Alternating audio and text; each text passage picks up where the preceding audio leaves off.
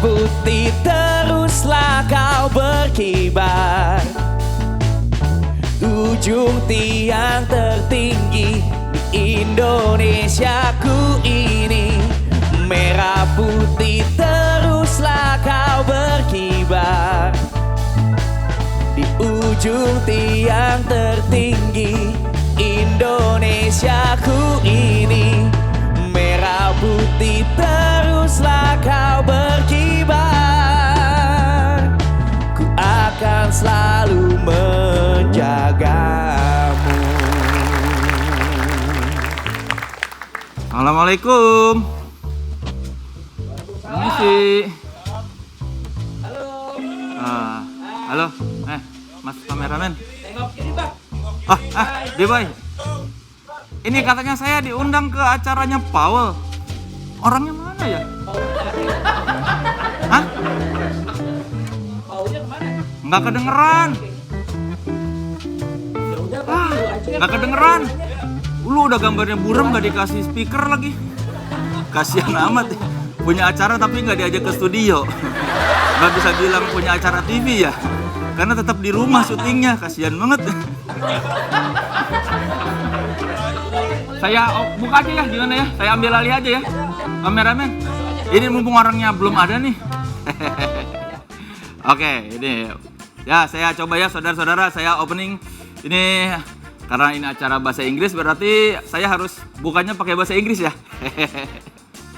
Oke, kita coba ya. Hello, good evening, come on in. My name is Soleh Solihun and now I take over Paul's Lounge. I will be here chilling with you for the next hour on Body Talk. Oke ya. Saya punten nih, sanes tiasa nyarios Inggris, tapi capek nih. Lidah tuh kayak lebih butuh usaha banyak gitu, di kepala tuh harus ngomong. Padahal saya lulus LIA loh, sampai level 4. Sorry. Aduh. Telat nih ya, maaf B-boy. Hai guys. Kasihan lo itu nggak diajakin. Iya maaf ya Kang Soleh. Saya nggak usah minta maaf. Kasihan itu loh. Udah Hai, berapa guys. episode loh? Di rumah terus. Iya gaji buta itu namanya dia kan di rumah aja. Apa kabar Kang Soleh? Baik. Untungnya kita Buka ya soalnya berembun. kita sudah antigen, kita sudah vaksin semua, aman lah kita lepas ya biar lebih akrab. Kalau orang pakai kacamata, pakai masker tuh kayak orang kacamata lagi makan mie. Berembun semua. Berembun ya, nggak bisa kelihatan ya, perlu wiper. Iya. Sorry juga guys, thank you so much for joining. I guess you guys already saw the opening. Saya tadi lagi ini kan kita 17-an nih. Oh iya, katanya masa 17-an. Lomba panjat pinang. Gimana sih panjat pinang? Panjat pinang bukan gini, dasar bule. Boleh tanggung nih orang Indonesia tapi lama di luar negeri. Aduh. Kang Soleh, duduk dulu Kang Soleh, yuk kita ngobrol-ngobrol. Ini buat yang belum tahu nih, saya dulu kenal Paul tuh sebagai P-double. Sekarang masih. Sekarang masih. Bahkan P-triple, anakku udah 3. Ini kucing nggak apa-apa ya? Ini sungguh loh, ini saya pertama kali ya diundang ke talk show ada kucing ikutan. Takut kucing nggak? Enggak takut. Enggak, ya udah nggak apa-apa santai aja. Cuma kan canggung aja yang mau duduk. disenderin aja kayak bantal kan. Ini gunanya apa dia? Iya kayak bantal. Ini co-hostnya. Oh, kirain kucing hoki. Bukan. Iklan jadi banyak gak ada dia? Kang, karirnya Ya. kan udah cukup panjang nih sebagai apa aja sih, wartawan iya, penyiar radio iya, apalagi entertainer lah, komedian, anggota geng motor juga iya. ada ini kan ada julukannya. Iya, Apa sih prediksi namanya? LPP Mar. Apa sih itu julukan? Pilih-pilih teman sekamar. Paling nyaman sebagai apa nih? Sebagai anggota geng motor? Kalau sebagai komedian? kalau profesi sebetulnya nyaman semuanya. Cuma mungkin kalau ditanya yang paling menurut gua yang paling gua bagus sebetulnya sebagai jurnalis ya apa Jurnalis, benar. merasa paling andal ya. Cuma dari sisi penghasilan justru itu yang paling Paling susah ya. ya ini teman-teman di sini kan pasti merasakan ya. Makanya saya sekarang sudah tidak jadi jurnalis. Karena ya begitulah. Marisa Anita juga kan semakin mapan ketika dia jadi aktor. Benar. Kalau dia tetap jadi news anchor ya Berat. ya Cukup, bukan berat, cukup. Ini teman-teman kameramen, produser pasti tahu lah. Saya tahu lah. Kan yang jurnalis, yang sejahtera itu hanya bosnya. Harus banyak bersyukur aja. Kak, kita lagi ngerayain ulang tahun. Iya, Perayaan Independence. Iya. Independence Day ke-77. ya, Comedy is a freedom of expression. Setuju nggak dengan kata-kata? setuju. Tapi Apalagi yang namanya stand up comedy ya. Stand up comedy itu salah satu yang jadi ciri khas seni stand up comedy adalah itu ada keresahan pribadi yang coba ditampilkan. Ada yang pembeda antara satu komika dengan komika lain yang membuat si komika itu saling berbeda dan punya ciri khas karena ada keresahan kan, ekspresi. Stand up itu bukan cuma artinya stand up for what you believe gitu kan, kayak stand up gitu. Keren. Filosofisnya seperti itu, you gotta stand up for what you believe gitu. Iya. Apa yang lu ingin sampaikan, apa yang ada di dalam kepala lu, apa yang lu rasakan, ya lu keluarkan, ekspresikan lewat komedi gitu. Walaupun tujuan utamanya membuat orang tertawa, tapi tujuan lain adalah mengutarakan opini. Oke. Kalau dari Kong Soleh sendiri, keresahan apa yang paling bisa dijadiin bahan, yang paling sering dijadiin bahan? Saya sebetulnya kalau dari yang tidak off air-nya, yang tidak on air itu banyak berhubungan dengan keresahan yang berhubungan dengan ini perbedaan antar agama itu toleransi antar umat beragama. Saya salah satu yang meresahkan saya adalah saat ini ketika orang antar umat bukan cuma antar umat beragama, antar satu umat seagama saja saling berkelahi atau misalnya merasa yang ini benar yang itu salah sehingga harus dihakimi. Itu sebetulnya yang salah satu hal yang meresahkan saya. Kenapa sih kita umat beragama belakangan ini kok kayak selalu ada perselisihan, ada orang mau mendirikan rumah ibadah dilarang, ada orang yang satu agama tapi beda pandangan atau beda tafsiran langsung diserang. Ya sebetulnya itu sih salah satu yang meresahkan saya, cuma ya saya tidak berani ngomongnya di depan umum. Kang, kalau zaman kan udah berubah. Ya. Kalau saya sendiri ya merasa kayak komedian dulu tuh lebih bebas untuk ngomong apapun. Gitu. Ya. Bahkan sekarang namanya woke culture ya, kayak kita harus hati-hati banget bahas isu ini, ada yang tersinggung, bahas kesana yang lain, grup lain yang tersinggung. Pendapatnya Kang Soleh gimana sih tentang ini membatasi nggak sih freedom of expression seseorang yang pengen menjadi stand up comedian dalam arti stand up yang tadi Kang Soleh jelaskan? Sebetulnya kalau dipikir-pikir dari zaman dulu juga sebetulnya sudah bisa sudah banyak batasan ya. Benar. Kan kita harus melihat konteksnya ketika kita melawak misalnya. Ketika ya sebebas-bebasnya seorang pelawak menurut saya tetap harus melihat konteksnya. Ketika ya jangankan soal melawak, soal kita berbicara aja. Kita berbicara dengan teman pasti kan beda dengan ketika kita berbicara dengan orang yang lebih tua. Atau ketika kita bicara dengan anak-anak. Pasti. Ya menurut saya sama aja sebetulnya. Batasan-batasan itu selalu ada dalam kehidupan. Entah itu maksudnya negara seliberal apapun tetap saja bakal ada yang tersinggung kan. Dave Chappelle aja di Amerika kan. Bener. Dia dimusuhi. Padahal kan kita pikir Amerika sudah freedom of speech banget. Tiba-tiba tapi Dave Chappelle dihujat gara-gara special show-nya yang terakhir. Jadi menurut saya nggak usah kita melihat konteks zaman sekarang, kayaknya orang lebih mudah tersinggung atau apa.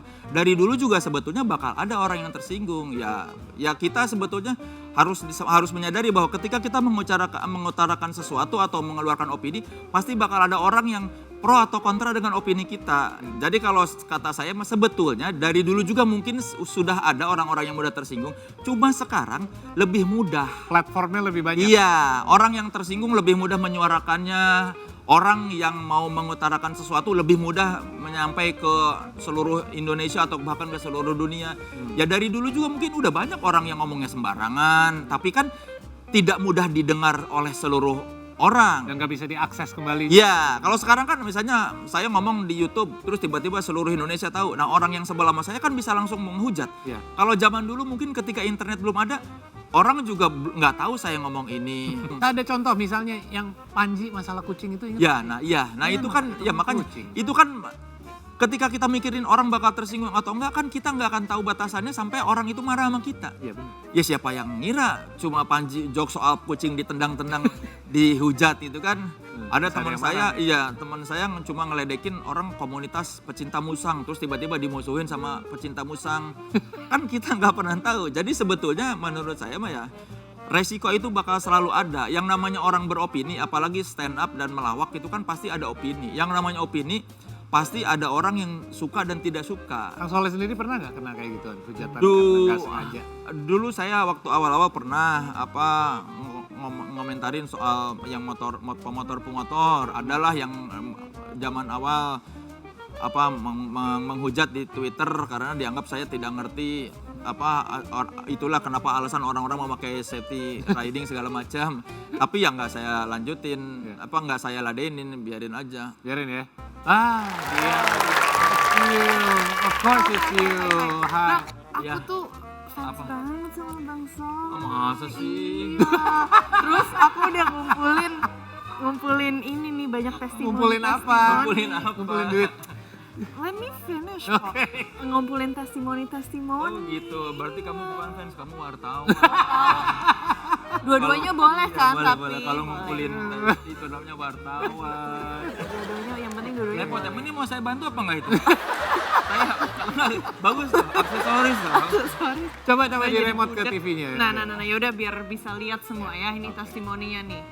Ini apa sih dari apa sih? Kalian Ya Soleh itu adalah kakak saya. ada Lutfi ada. Dan yang Kenapa saya nih, ingat itu dulu kalau misalnya ada acara-acara di kampus seperti acara malam berakraban, terus dia akan bercanda, akan ngajak ngobrol, akan ngerosting orang-orang yang datang di acara itu. Dan memang dari dulu Soleh itu udah sangat lucu, sangat kreatif juga. Soleh itu saya lihat dia sebagai sosok yang sangat total, termasuk dalam menyelesaikan kuliahnya di Vkom. Dia berkuliah selama 7 tahun, itu waktu maksimal untuk berkuliah saat itu. Dan kami sempat bertanya kenapa dia tidak segera menyelesaikan skripsinya dan lulus dari kampus. Dia menjawab bahwa dia tidak puas bersekolah hanya 3 tahun waktu SMA. Dan dia ingin ya puas-puasin selama dia berkuliah, dia mau menghabiskan seluruh jatah waktu berkuliah yang dia punya. Soalnya itu orangnya seneng banget ngobrol, jadi kalau misalnya ada ketemu orang baru, biasanya dia kayak kalau penasaran, curiosity-nya tinggi itu dia pasti nanya-nanya, ngajak ngobrol sampai dia bisa tahu gitu banyak hal gitu. Jadi kalau ngeliat sekarang tuh Soleh ya emang hampir sama yang dulu. Di masa kuliah juga dia punya band namanya LLP, Lalius Spargel. Tapi bukan sebagai pemain bandnya, dia sebagai MC. Cikal bakal itulah yang membuat dia sekarang bisa ngetop sebagai MC dan juga stand up comedian. So maju terus lah. Terakhir bos ya? Ya dulu pemred waktu di Trax Magazine. Jadi ternyata banyak cerita ya dari Unpad. Ini skripsinya lama ya? Kuliah gua 7 tahun. Skripsinya ya Selesai. ya tahun. bukan, iya 7 tahun. Saya saking cintanya sama dunia pendidikan.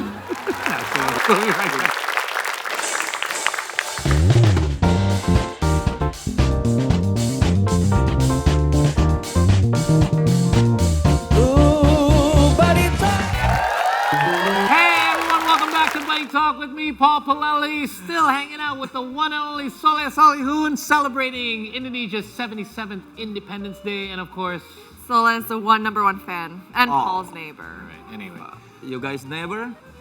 Sadly, yes. neighbors. Anyway, so gimana? Itu ciri khas siapa tuh? Ya, saya lah. Saya mengakui saya itu. Wah, Itu saya. keren. Oke, saya.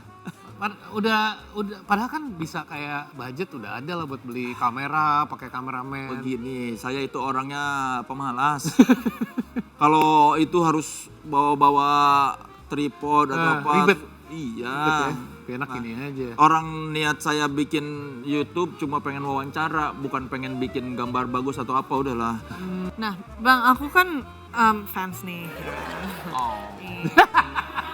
Nah, saking aku ngefansnya, aku tuh udah jadi mamarazzi, bukan paparazzi, mamarazzi. Paparazzi ya. Iya, terus aku udah kumpulin beberapa fun facts tentang Oh, jurnalis juga nih ternyata Kang. Oh, lah luar biasa. Tapi harus divalidasi dulu bener atau enggak biar boleh. have to be a good journalist, Oke. right? Get the facts Oke. from the source. Fun fact number 1. Oke. Go. Obsessive compulsive disorder. Nih, sejak masih di bangku TK, setiap memakai sepatu, Kang Soleh selalu ingin panjang kedua talinya sama. Betul, itu kata ibu saya begitu dulu. Jadi waktu TK, dan dari TK ya. Jadi kalau ikat tali sepatu harus sama ujungnya.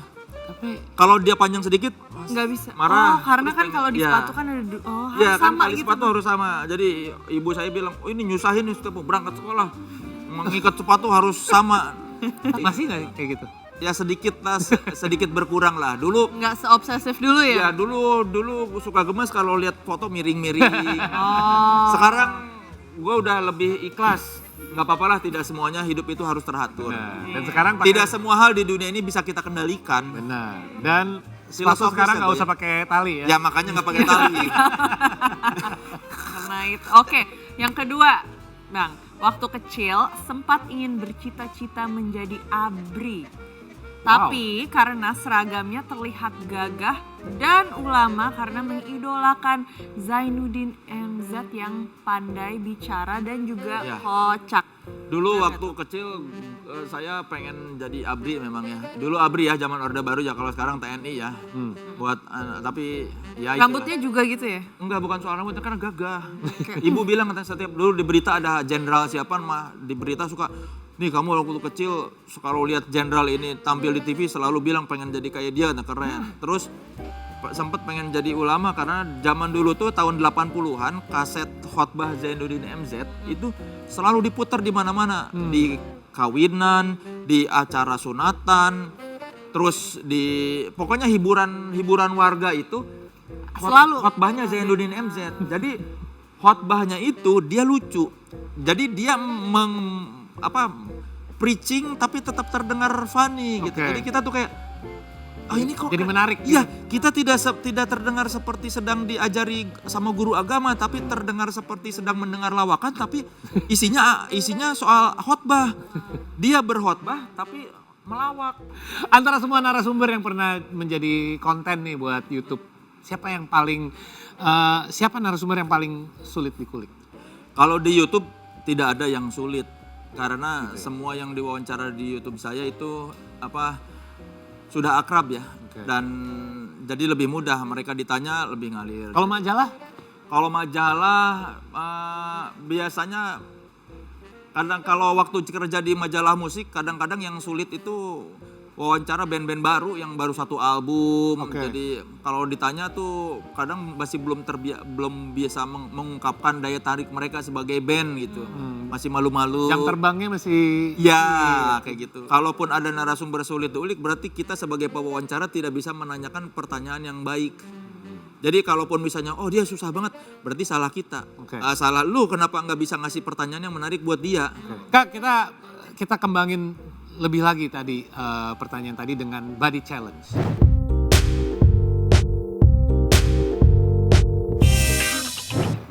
Oke, kita akan kasih beberapa sosok. Dan saat kita munculin sosoknya, mungkin Kang Soleh bisa pikirkan pertanyaan apa yang ingin ditanyakan untuk sosok-sosok berikut. Oke, kita kasih lihat dulu. Yang pertama, ini dia.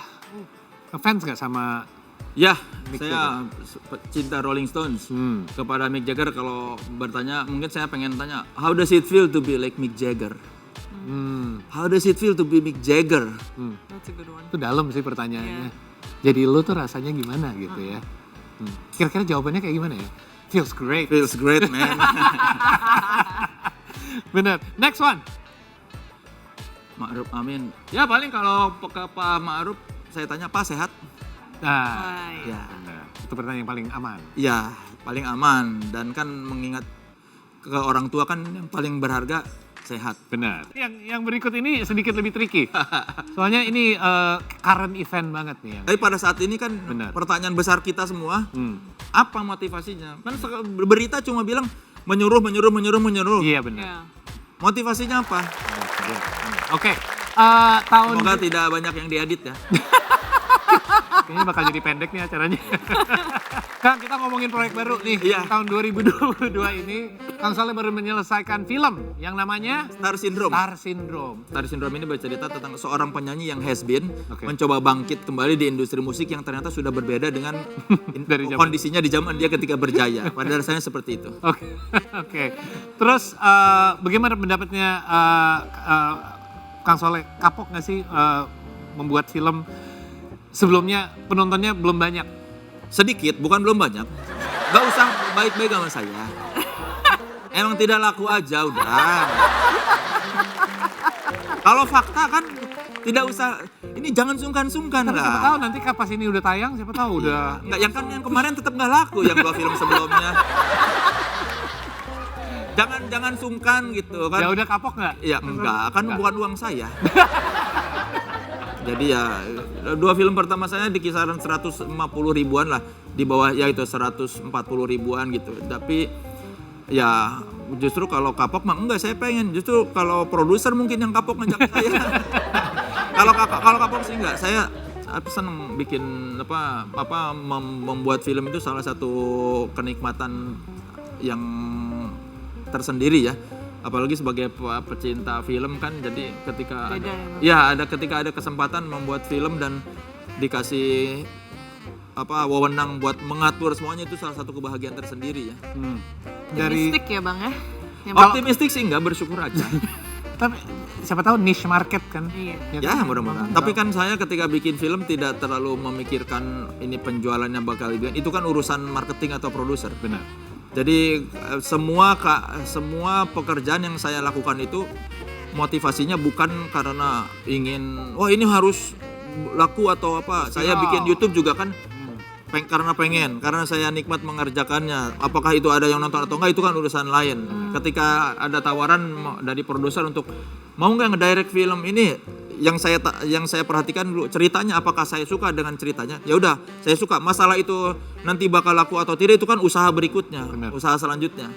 Jadi semua hal yang saya kerjakan sekarang ini di profesi sekarang ini saya harus menikmatinya dulu. Baik itu menjadi penyiar, wartawan, MC atau presenter atau stand up comedian, saya kerjakan karena saya cinta pekerjaannya. Oke. Saya tidak mau mengerjakan hal yang tidak saya cintai. Ini datang ke sini juga karena saya cinta kalian. Kakeknya pakai baju merah. Bang Soleh, optimismenya apa buat kemajuan Indonesia di ulang tahun kemerdekaan yang ke-77 ini? Yang membuat saya optimis itu karena masih banyak orang baik di Indonesia. Jadi meskipun ya dengan segala macam kekurangan di kita ya, maksudnya segala banyak masalah lah, ya tidak ada hidup yang tidak ada masalah. Begitupun apalagi negara, yang ngurus negara tidak mudah. Dengan segala macam persoalan yang ada di Indonesia ini, masih banyak orang-orang baik yang memang mau membuat Indonesia jadi lebih baik. Comedy as a freedom of expression. Tapi freedomnya sendiri, merdeka sendiri, itu artinya apa buat seorang Soleh Solihun? Merdeka itu ketika kita hidup tanpa rasa takut.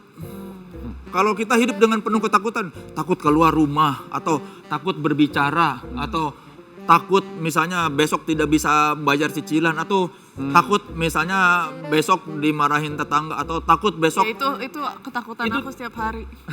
Berarti kamu belum merdeka. Mau saya merdekakan? Harus takutnya dengan satu sama yang atas. Sungguh bijak sekali. Kali bisa lah, boleh. Oke, ada lagi tamu nih, sorry ya. Ada banyak, rame banget nih hari ini tiba-tiba 17-an. 17-an kita. Paket nih kayaknya, paket. Oh, ini dia. Si Jack. Oh si Jack. Ini langganan si Jack. Oh, ngapain si Jack? Aku bawa kerupuk si Jack. Wow, bawa kita mau lomba. nggak naik motor nih si Jack. Oh iya, 17-an. Lupa nih tadi mesen kerupuk. Iya, dibawain ini lagi tripod. Pusing Oh, gitu. jujur aja ya, ini pertama kali saya ikut lomba-lomba kalau 17-an. Jadi ini peraturannya gimana sih? Tangan di belakang. Tolong dong, Saya Bang, pernah lihat gimana? sih. Tangan di belakang, kita makan buru-buruan. Pasti tinggalnya di komplek ya? Nggak ada lomba-lomba ya? Anak doang dikirim, anak ke sana, suruh sana. Okay, guys, thank you so much for joining us for this very special episode celebrating Indonesia's 77th Independence Day. We hope that you have a great one this holiday, and we hope you all have a safe one and enjoy your freedom and independence. And thank you, Soleh Solihun, for Thank you, dropping by today. Paul, Arina. Thank you, everyone. Thank you to Stray and... Me, of course, as always. Okay, thank you. Anyway, my name is Paul Palelli signing off. Check us out every Saturday, Sunday, 8 p.m. here only on See Today. We'll see you next time. Take care, guys. B-Boy and the Buds, bring us home. Let's go. 3, 2, 1. Rumah kita sendiri.